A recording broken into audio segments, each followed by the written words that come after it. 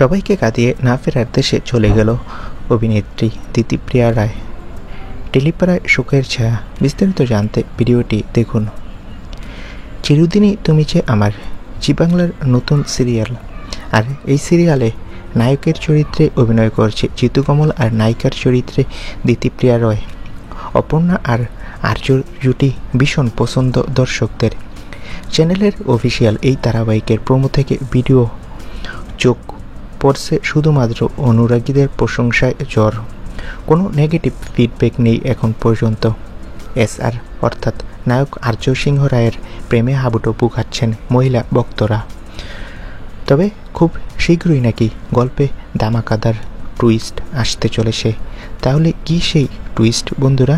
হ্যাঁ, সামনে আমরা দেখতে পাবো যে অপর্ণা চরিত্রটি গল্পে মারা যাবে। অপর্ণা চরিত্রটি কি মারা গেলে সিরিয়াল শেষ হয়ে যাবে? না বন্ধুরা, তেমনটা ঘটবে না। কারণ নতুন লুকে অপর্ণা আবারও সিরিয়ালে ফিরবে, সেখানেই থাকবে নতুন ধামাকা।